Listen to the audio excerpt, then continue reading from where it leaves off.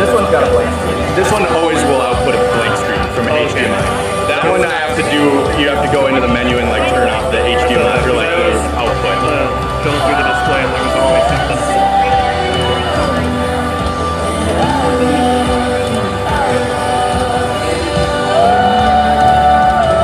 Did you guys test Mike's mic?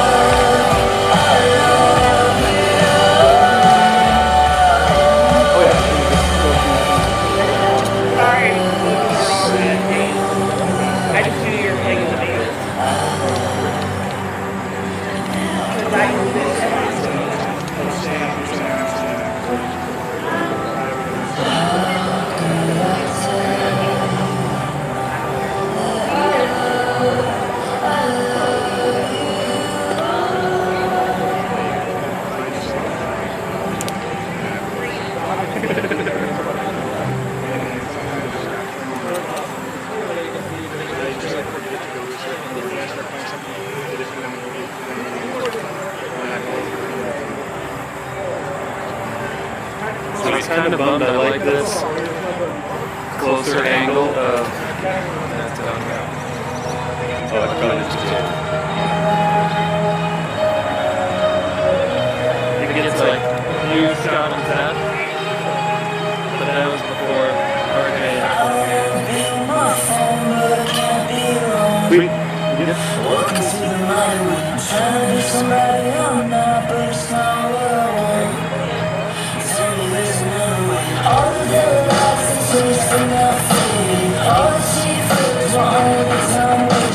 Tell me why society's meant to define who I am. Show me that all of my best friends are secrets and Ready, Jeffrey Michael? Ready to deliver, B.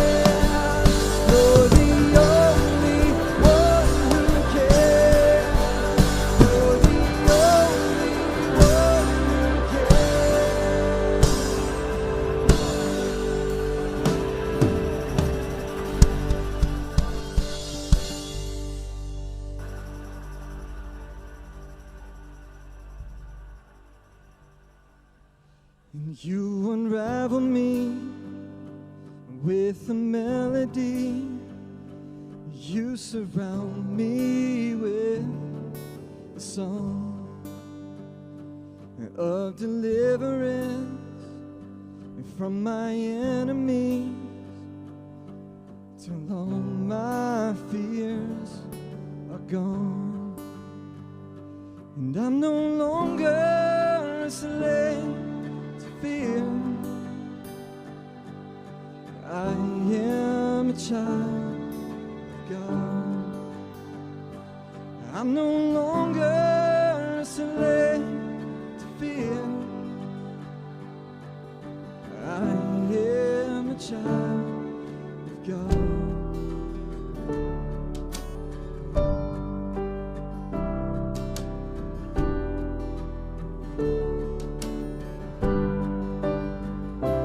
From my mother's womb, you have chosen me. Love has called me name. I've been born again into your family. Your blood flows through my veins. I'm no longer a slave to fear. I am a child of God. I'm no longer a slave to fear. I am a child of God. I'm no longer a slave to fear. I am a child of God. I'm no longer a slave to fear. I am a child of God. Now, fear, it loves to live in silence and isolation. I don't know if you've ever felt like that, but I sure have. And to combat fear, I found that it's often so important to speak truth, to sing it, to believe it, to know it. And when we let the truth of God fill our hearts and fill our lives, and we boast in our weakness, and we know that Jesus is strong in our weakness, we fight off fear with truth. And it's at that point that fear doesn't even stand a chance. And so let's remember who we belong to. It's Jesus. Okay, and let's sing that together today.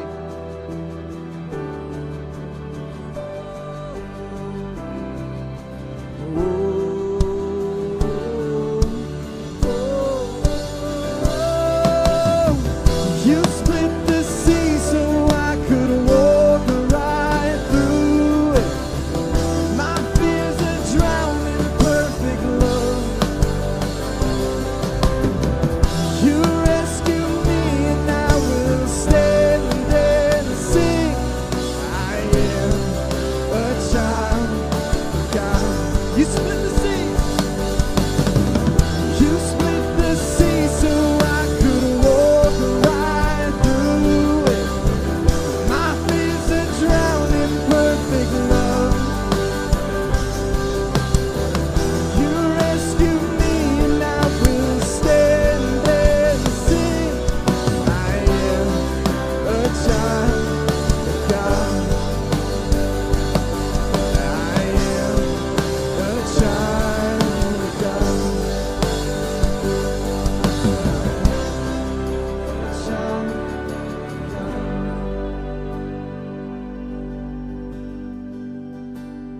And I'm no longer a slave to fear. I am a child of God. Sing it out. And I'm no longer a slave to fear. I am a child of God. Would you guys pray with me? Father, you are so good. And sometimes we can feel isolated and removed, and the silence can just let the fear creep in. But God, would you stand in that void, and would you help us to declare your truth and remind ourselves of who you are and how good you are and how faithful you've been in the midst of everything that's going on. God, be with Mike as he delivers a message this morning. Fix our gaze upon you, God, and let us hear from your words. In your name, amen. Good morning, everybody. Well, my name is Mike, and I am one of the pastors here at Vision. I'm excited to be here at the park this morning. How about you? All right, we're fired up at the park. I'm just going to guess all of you who are tuned into the live stream online shouted in excitement from your couch or your bed or wherever you are. Actually, I'm going to guess you didn't, but that's okay.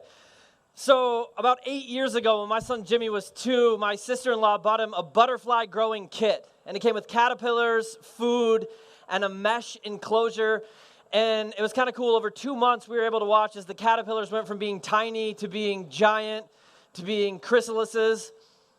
Chrysali, I don't know the plural of chrysalis.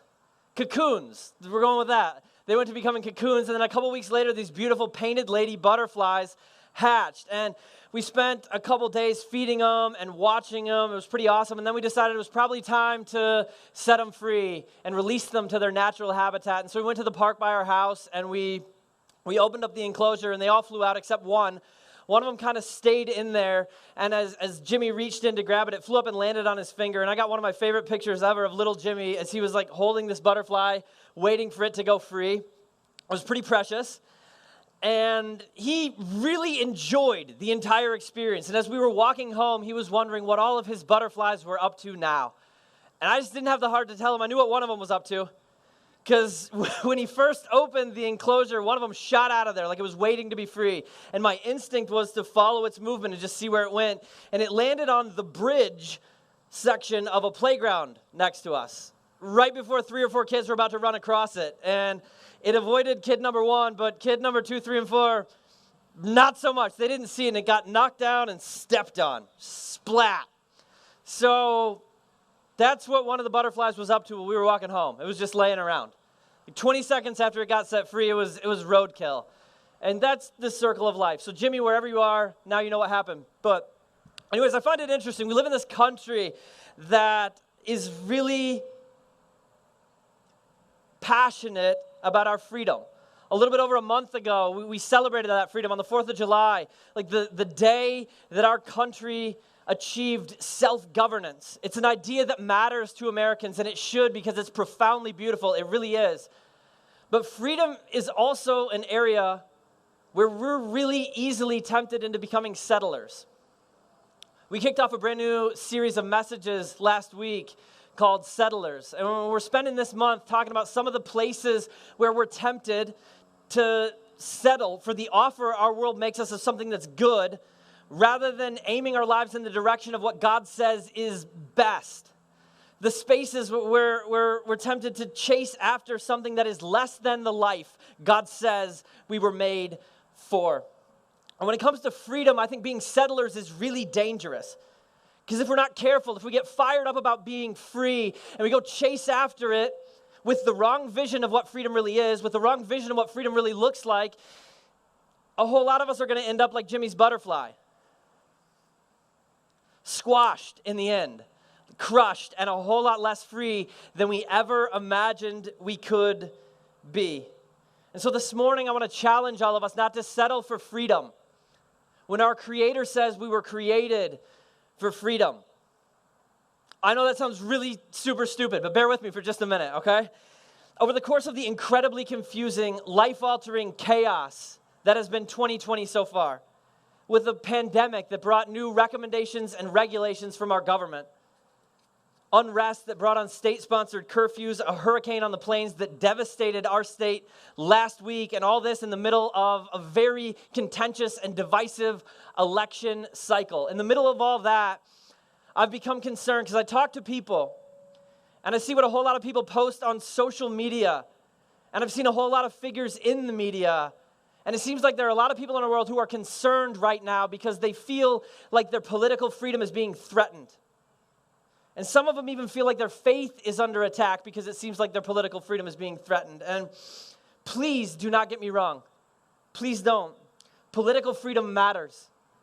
It's critical in the world, and the church has always recognized this. In fact, over the course of the last 2,000 years, the church has been one of the few places on this planet where the light of freedom never died out. It's been this fire of freedom burning and unextinguishable within the church of Jesus Christ that set nations free and peoples free and racial groups free who had previously been oppressed. And make no mistake, if we're going to continue to live out the mission of Jesus in the world, we're going to have to keep fighting that fight. Keep doing everything in our power to set captives free, to speak up for those who can't speak for themselves, and to fight for the oppressed. But here's what we got to understand this morning. The church did not do that. The church has not existed as a radically free, like the people of Jesus haven't existed, like no matter if you put chains on our feet and you lock us behind prison bars, we are radically free because our minds and our souls are free. The church has not existed in that freedom because of its idea that freedom is political. Political freedom matters, but there's a freedom that's more fundamental than that, that's more important than that, that's more basic than that. And it's a freedom that doesn't require us to be politically free. It's a freedom that political freedom can't take anything away from. And it's a freedom without which the political freedom we have is not only of little value, it's of no comfort whatsoever. But the problem, I think the challenge for so many of us is that this type of freedom stands in stark contrast to the idea of freedom that's been enculturated into us as Americans from the day we were born. We call the birthday of our nation Independence Day. But your birthday as a Christian could rightly be called Dependence Day. July 4th is the day that the United States achieved self-rule. But the day you accepted Jesus is the day you relinquished self-rule. It's also the day that in doing that you became truly free. Which sounds super weird for us to say, because too many of us have settled for a picture of freedom that is far too small, that's far too limiting, that relies a whole lot more on an old dead guy named John than it does an ancient living guy named Jesus. John Locke was a brilliant political philosopher, and his ideas about how humans ought to structure governments of, by, and for the people, about how justice is found when human systems are built for a fairness that protects our God-given rights to life, liberty, and the pursuit of happiness. Those ideas were foundational for our founding fathers, and we ought to be thankful for them. But what we've done in the modern world is taken John Locke and missed the mark with him a little bit. We've defined freedom down into what philosophers would call a set of negative rights. Negative not so much in terms of being bad, but negative in terms of being free from. Free from intrusion by any other person or free from intrusion by our government. The Bill of Rights in the United States Constitution is a list of negative freedoms that are guaranteed to us as citizens of the United States of America. We are free from the government impeding our speech, our religion, our right to bear arms, our property, our bodies. And listen, I am thankful for the negative rights I have, and for those who protect them, both on the battlefield and in the halls of government. But I refuse to live a life that settles for believing that's all there is to freedom. Because Jesus offers us a more comprehensive picture of what freedom really looks like. A more transcendent picture of this type of freedom that's so subversive, it cannot be taken from us by anyone or any institution on this planet. It can only be given away if we decide to be settlers. And he talks about this freedom in John chapter 8. If you have a Bible with you this morning or a Bible, you can crack it open to John 8. The book of John is found right between the book of Luke and the book of Acts, which makes no sense whatsoever because Luke wrote Luke and Acts as two parts of the same letter to his friend Theophilus about the whole Jesus thing, and then somebody decided to put John right in the middle. And I have no idea why, but that's where it is. In John 8, Jesus says this, beginning in verse 31. It says, to the Jews who believed in him, Jesus said, if you hold to my teaching, you are really my disciples. Then you will know the truth, and the truth will set you free. And they were confused. They answered him, we're Abraham's descendants. We've never been slaves of anyone. How can you say that we'll be set free? And Jesus replied, very truly I tell you, everyone who sins is a slave to sin. Now, a slave has no permanent place in the family, but a son belongs to it forever. So if the Son sets you free, you will be free indeed. Look, there are a couple things I think we got to see in Jesus' words here if we're going to walk away this morning free indeed. set free to live the lives that he says we were created for. And here's the first one. Freedom is found in following. Freedom is found in following. Right off the bat here, Jesus subverts the main cultural myth our society tries to feed us when it's trying to get us to be settlers in the area of freedom. And the myth is this: freedom is found in having no master but yourself. Freedom means having the liberty to do whatever you want to do. And Jesus says, no, it isn't like that. It isn't like that at all. Freedom isn't having no master. Freedom is having the right master. See, the fallen, broken nature of humanity means that there are only two types of people in this world. People who have surrendered themselves completely to obeying God, and people who have surrendered themselves completely to obeying something else.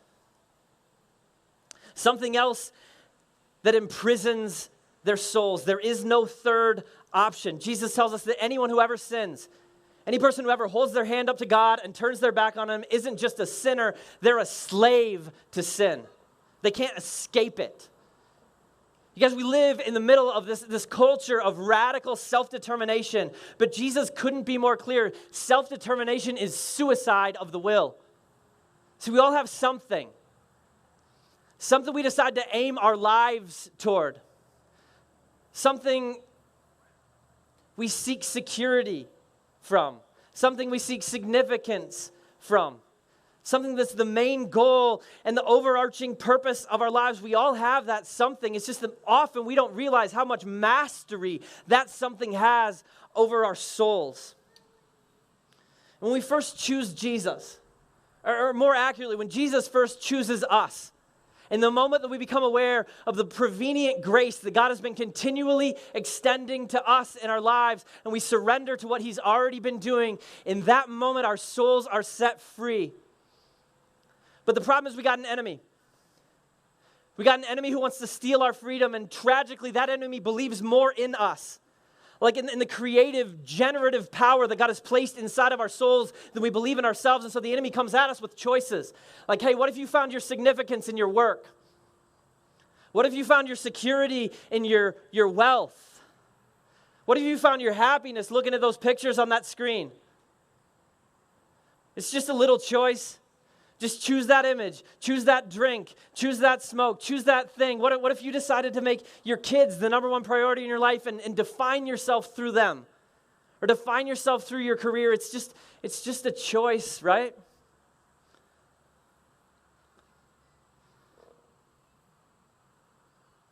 But Jesus says whatever you're living for in the end becomes your Lord. Because there's a poison pill involved with all those choices the enemy offers us. And the poison pill is this: the choices don't stay choices, they become habits. Like if Jesus is right, then choices become chains. Choices become chains. Whatever you're aiming your life toward becomes what you're bound to. And if you're bound to anything but Jesus, you are being tyrannized. See, the crazy paradox of autonomy, the crazy paradox of freedom is that we got to give it up if we're ever going to experience it. This lie that freedom is self-mastery is so pervasive in our culture. But it just isn't the way the world works. Freedom is not found in losing our chains. It's found in choosing our chains. Choosing to serve our Savior rather than continuing to choose our sin. Like we have a choice to make, but there are only two choices. Are we going to choose the master who chose chains and chose death and chose to give up everything for our sake so that we could live? Or are we going to keep allowing our souls to be imprisoned by the things this world says are worth chasing after that have only ever left us empty? Guys, we got to stop choosing the wrong chains. There are serious consequences when we settle for the picture of freedom that our world paints. Because what ends up happening is we put these artificial constraints on ourselves. And it doesn't work out well when we put artificial constraints on ourselves. I saw it happen this week. Grant, our worship pastor, decided that he was going to put some artificial constraints on himself at lunch and try to eat 2 Big Macs in 2 minutes. And I'm not going to tell you it wasn't entertaining. There was some humor and a whole lot of disgustingness watching him try and shove those down his throat. And the best part was he failed, so then he had to go lick the parking lot. Because again, artificial constraints, that was part of the challenge. Like, I'm going to do this, or I'm going to lick the parking lot.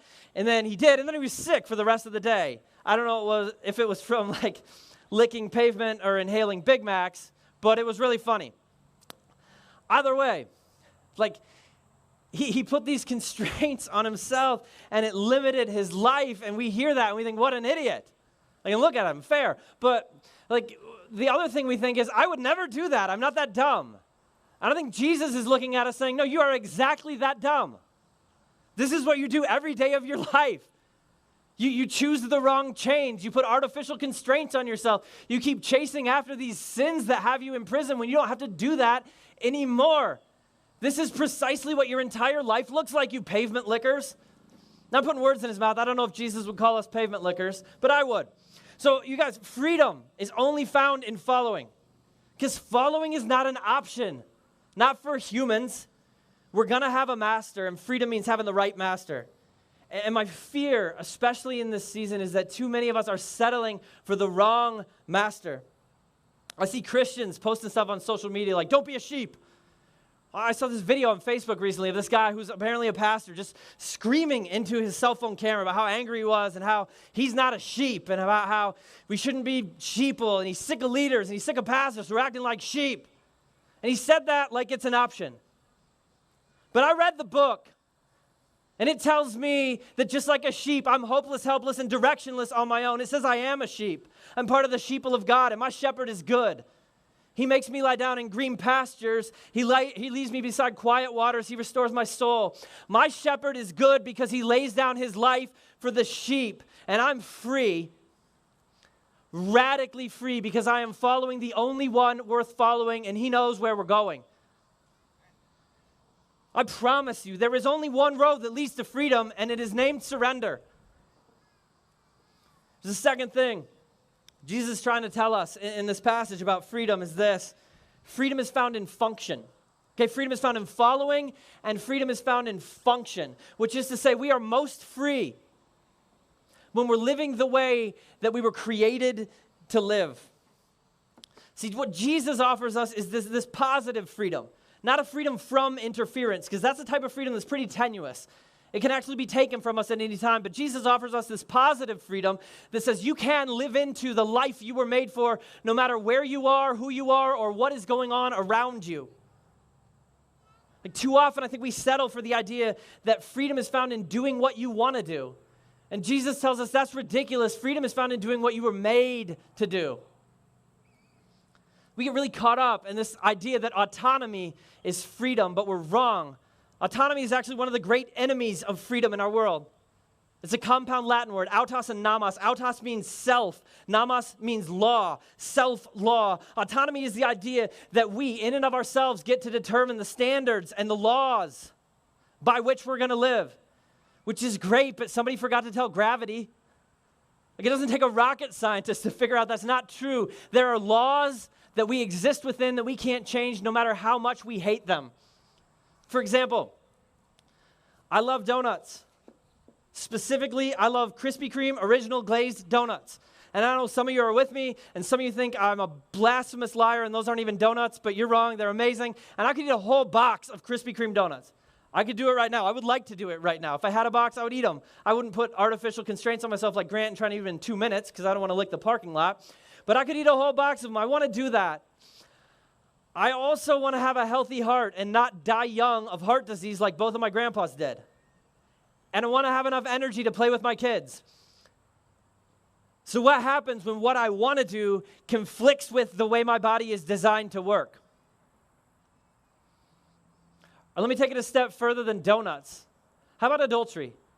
As a pastor, I have sat with so many people who have gone through this, who are thinking about going through it, and they are drawn powerfully by desires that exist on opposite ends of the spectrum. This one desire to be people of integrity, to keep their promises and to not hurt loved ones, and this other desire to feel special because this person makes them feel like they're just the most important person on the earth. What do you do when you have two desires that both exist strongly within inside your soul and you can't have them both because they're mutually exclusive? I'll tell you how you don't feel in that moment. You don't feel very free. Not at all. The anthropologist Thomas Huxley once said, a man's worst difficulties begin when he's able to do as he likes. But I think too many of us have lived life stories that prove him right. And for me, I just look at my own life, and I have desires inside me that conflict pretty seriously with one another. It's like they're playing a game of chicken inside my soul. Like, let's do this, let's do that, and I can't do them both. And how do I decide which desires should win? When it comes to the Krispy Kremes, I can ask a doctor. They're like, hey, you study the body, you know how it's supposed to function. According to the way my body is like built, a dozen donuts or not a dozen donuts, what do you think? And they'll give me an answer to that. But what about my soul? What about your soul? Where do we go to find out which desire should win inside our souls? Well, Jesus tells us right here in John 8. I love John 8:32. Jesus tells us the truth will set you free. He tells us to go to the truth. Because I think too many Christians in America have settled for chasing the truth so we could be right. But Jesus is desperate to get us to the truth so we can be free. So we can be free. And part of the truth is that autonomy destroys freedom. When I was 16, I got my first car, and it was a little bit older than me. It was 17, but we were buddies, and it was freedom. I could just go anywhere I wanted without asking my mom. I loved it for about a week and a half. And then I couldn't go anywhere other than the Village Inn parking lot on Harrison Street in Davenport, because it turns out cars take gas. Who knew? And who has money for that when you're 16? But I learned really quickly that if you don't feed them what they need, they just don't go anymore. The only way they can be a tool for freedom is if you use them the way they were built to be used. And that is no less true for human beings. I said it just a minute ago, I'll say it again. There is only one road that leads to freedom, and it's named surrender. Like, it's only in surrendering to God's design, to what he dreamed us up to do, and the way he wired us up to function, that we find true freedom. You guys, you are the breath and the imagination of God wrapped in skin. Don't settle for doing what you want when you can live completely free by doing what he made you for. You're here, you've been placed here, right now for a reason. And if you chase that reason, if you listen to what God tells you about who he is and who he made you to be, if you follow him towards truth, you'll be free and you'll be able to live out that purpose. And my prayer for all of us this morning is that we would refuse to settle for less, that we'd refuse to settle for this myth of self-determination and the small, limited type of freedom it offers us. Because when we live truly and fully free by following the right master, by functioning the way he says we were built to function, we find this transcendent freedom that changes everything about our lives, and we can feel it. It's like we're breathing in the liberation, particularly as it relates to the way we interact with the people around us. Here's a gut check this morning on whether you're really living free or whether you're not. Can you look out right now at a scared world that is desperate for a fearless church and say, I am willing to lay my freedoms aside to show them love? I know I may not like this. It may not be convenient for me, and I may not have to do it. But what matters most in this world is not my comfort, and it's not my preferences, and it's not even my rights. What matters most in this world is other people crashing into the love of Jesus Christ. I'll be real with you this morning. If you can't do that, if something inside you recoils as you hear me say it, you are not free. You may think you're free, but Jesus says you're not. Because liberation, like this kind of overarching freedom that God offers us, ultimately ends up in self-sacrificial love every single time. And do you know why it ends up like that? Because that's how our Maker made us. That's who he is, and it's how he created us to be. Our youth and missions pastor, Jeff, he's back today. He was gone last Sunday because a couple weeks ago, him and Elise got married. It was awesome. Woo! They were on their honeymoon last week, and Jeff got the way better end of that deal, but she doesn't know that yet, so you can still congratulate her today. But here's the deal. In the cultural sense of the word freedom, the Jeff you see today is epically less free than the Jeff you saw at Colby Park 2 weeks ago. Like, he didn't have any more autonomy. No more ability to make the rules all by himself. That's not how this thing works. Gonna get an amen from all the married dudes out here. That just is, right? The self-determination is a thing that has now been relegated entirely to Jeff's past. But see, Jeff knew that going in. And he did it anyway. Like, he stood there at the altar and he willingly gave up that freedom. And don't let him tell you he didn't. I heard him. I held the microphone for his vows. My shoulder got tired. Why would he promise all that stuff? Why would Elise promise all that stuff? Like, what in the world were they thinking? Well, here's why. They understood that they were gaining a whole greater freedom than they were giving up. Like, what they got in return was bigger than what they gave away. We were built for love. It is hardwired into us as human beings, and love costs freedom. Love costs freedom. And you don't have to be married to experience that or to live that or to give that. Not even a little bit, not even at all. But marriage is a great picture of how love costs us freedom. Like, freedom is tied to function, which means we find full freedom, we find true freedom when we are fully ourselves, when we're living most fully alive, and we are most fully alive when we are loving the people around us. The English pastor and philosopher John Stott put it like this. He said, true freedom is to be one's true self, but my true self is made for loving, and loving is self-giving. So in order to be myself, I have to deny myself and give myself. In order to be free, I have to give up my freedom. To live, I have to die to self-centeredness. To find myself, I've got to lose myself. In order to be free, I've got to give up my freedom. That's radically counterintuitive and countercultural, but that's pretty much how Jesus rolls. And he modeled this for us. There's this incredible moment in Matthew chapter 17 where these guys they're trying to trap Jesus, and they talk to one of his disciples, Peter, and they're like, hey man, does Jesus pay his taxes? And Peter comes to Jesus like, man, do you pay taxes? And Jesus kind of laughs. He's like, I don't owe taxes. I don't actually owe Caesar anything. Caesar owes me for every breath that he's taking. But then he says this. He says, but so that we may not cause offense. But so that we may not cause offense, go to the lake and toss out your line. You're going to catch a fish. There's a coin in its mouth, 4 drachmas. Pay it. Pay your tax and mine. And again, because we're like culturally removed from the situation, we don't realize how radical and how crazy that is to do in the first century in the ancient world, to pay a tax that you didn't owe. But Jesus is showing Peter who he is. He's demonstrating for Peter what real freedom looks like. He doesn't leverage his freedom at the expense of others. He inconveniences himself to accommodate others. He doesn't leverage his freedom at the expense of others. He inconveniences himself to accommodate others. And I can't help but look at that and then look in the mirror and say, is that what I'm doing? Is that what you're doing? Is that what the church is doing in the United States of America in 2020? Like, someday 2020 is just going to be a story that we tell. It's going to be a nightmarish horror story, but it's going to be a story that we tell. And I wonder, like, what story will the world tell about how the church showed up in its time of need? How the church demonstrated love when it was hurting and afraid? What story will the people whose lives crash into yours, who see what you post on social media, what story will they tell of how you lived in 2020?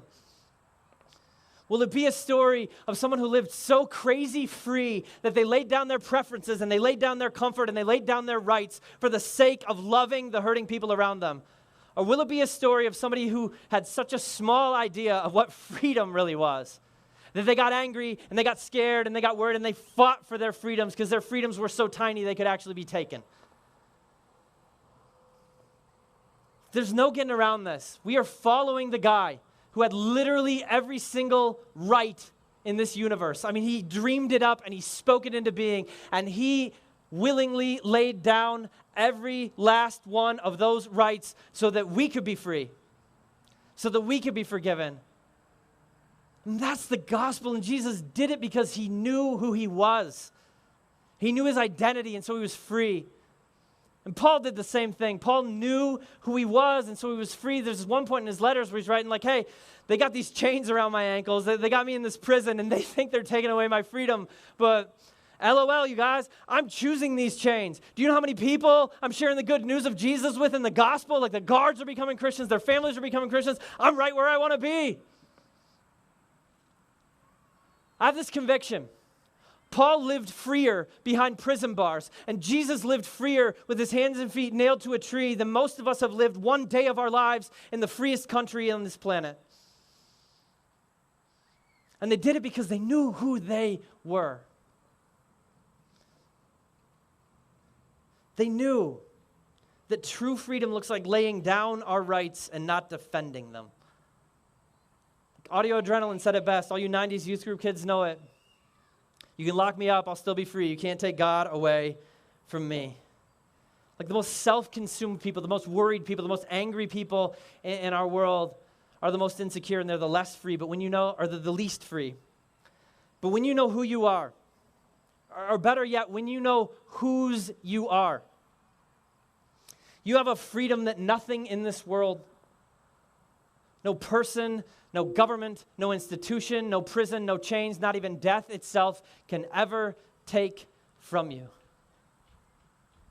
And I hope this morning, I hope that you will never settle for anything less than that. Because I think if we do, if we settle for a tiny picture of freedom that's smaller than following after the master worth following, than functioning the way he says we were created to function, than living the lives he says we were made for, than chasing after the truth he says will liberate us. If we settle for something less than that, too many of us are going to end up like Jimmy's butterfly,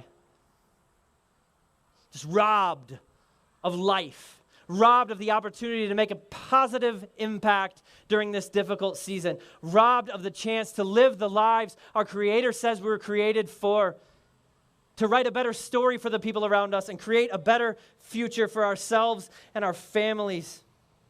And we're just going to keep feeling crushed and burdened by the weight of all this, asking God to please give us something he has already given us. But if we'll do this, if we'll embrace the picture and the vision of freedom that Jesus paints for us, like it'll cost us something, no doubt, as we leverage ourselves for people around us. When we're free to lay down our freedom. But if we do it as we do it, we'll gain something beautiful, like a real and full freedom, a truth that liberates us, and a peace that surpasses all understanding. That's freedom. Will you guys pray with me? God, thank you. Thank you for allowing us to be so free we can lay down our freedoms to show people your love. Thank you for giving us a freedom that can never be taken from us, that can't be stolen,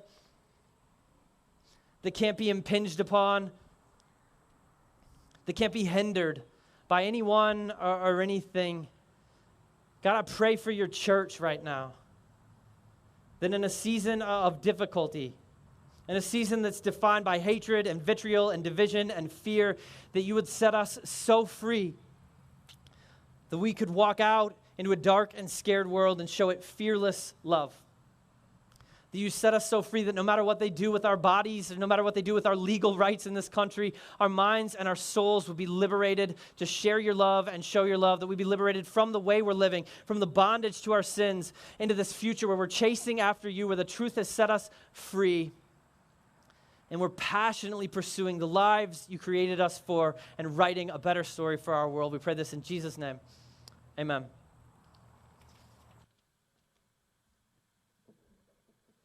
You guys can go ahead and stand with us today.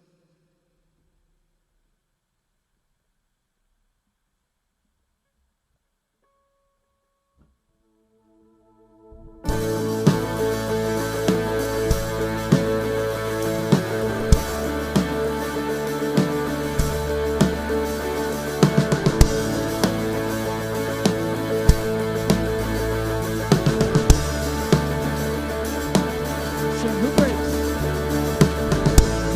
the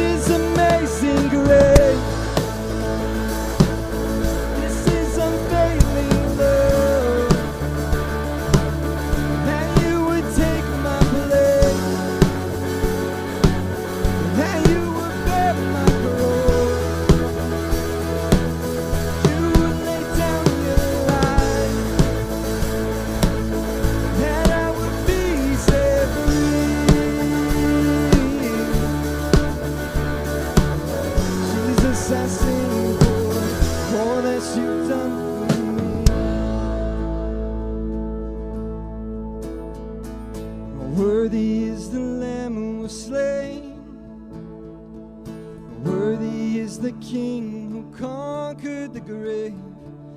Worthy is the Lamb who was slain. Worthy is the King who conquered the grave. Raise your voice. Worthy is the Lamb who was slain. Worthy is the King who conquered the grave. Worthy is the Lamb who was slain. Worthy, worthy, worthy. Oh, this is amazing grace. This is unfailing love. That you would take my place. That you would bear my cross. You would lay down your life. That I would be set free. Jesus, I sing for all that you've done for me.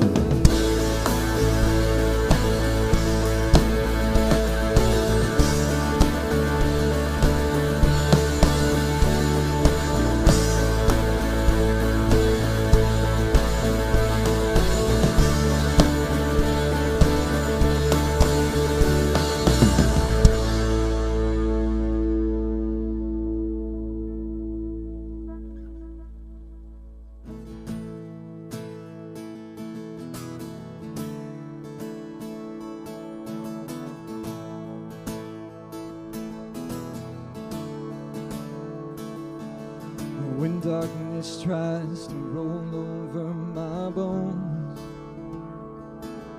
when sorrow comes to steal the joy I own,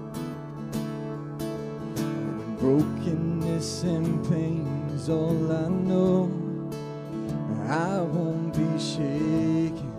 No, I won't be shaken. And my fear doesn't stand a chance when I stand in your love. My fear doesn't stand a chance when I stand in your love. My fear doesn't stand a chance when I stand in your love.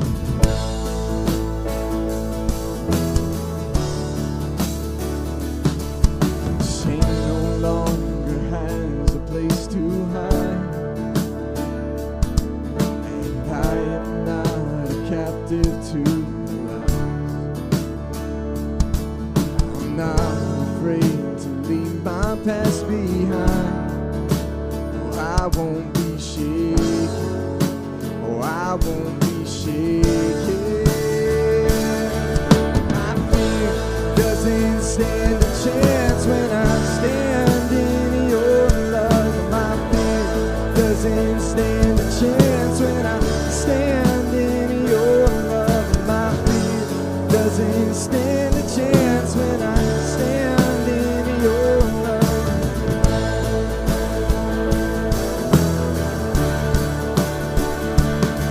There's power that can break off every chain.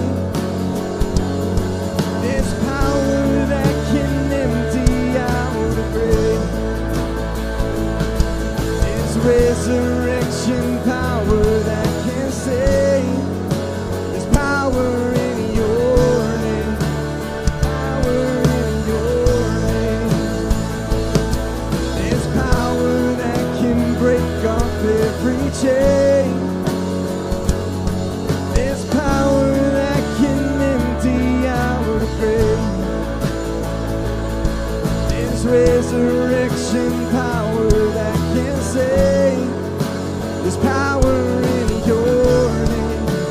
Power in your name. My fear doesn't stand a chance when I stand in your love. My fear doesn't stand a chance when I stand in your love. My fear doesn't stand a chance when I stand in your love.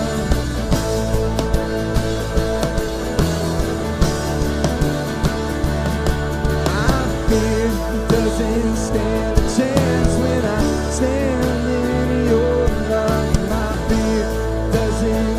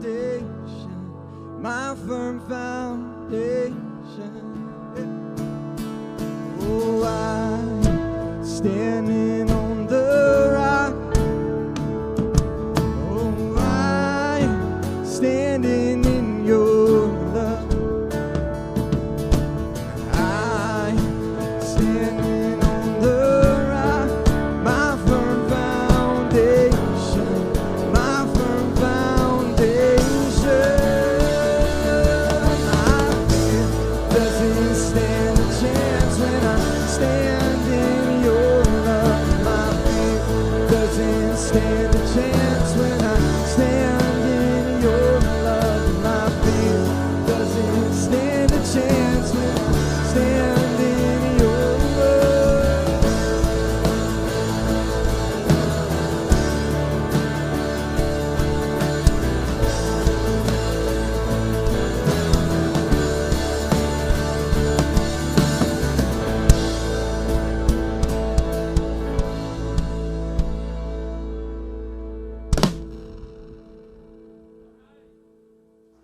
I got a couple of announcements for you guys real quick. Number one, if you could pull out your cell phone right now and text the word revision to 474747. There are two benefits to this. Number one, it helps you stay connected to us and us stay connected to you. And number two, there's a registration on there. If you didn't register last week for Reach Des Moines, which is coming up at the end of this month. For those of you who haven't been around for very long or have never been here before, welcome. Every time there's 5 Sundays in a month, we cancel our services on the 5th Sunday, and we spread out around the city to serve because we believe the people of God should bring flourishing to the places where they live. And so on the 5th Sunday in August, we're going to do that. We have some different opportunities to partner with nonprofits that are doing great things, and we even have an at-home option if you prefer that. So text revision 474747, and you'll get the options for serving on the 5th Sunday of this month. To give, we have some buckets in the back, and you can text 77977. This is a lot of numbers to revision, or you can text revision to that. Please feel free, if you're a guest here, to just let that opportunity pass you by. It's a way of us worshiping. And then last announcement for the day. If you would like to see Grant try to eat 2 Big Macs in 2 minutes and then lick the parking lot of our office, you can go to the homepage, revisiondsm.org, click on the kids video link and watch that video. If you have kids, we're making our own kids videos. We have some curriculum on there for you to walk them through during this season, and we also have kids devotional guides, just a short 2-minute devotional for families. You can pick one of those up at the Next Steps table. So love you guys. Have a great week. Live free.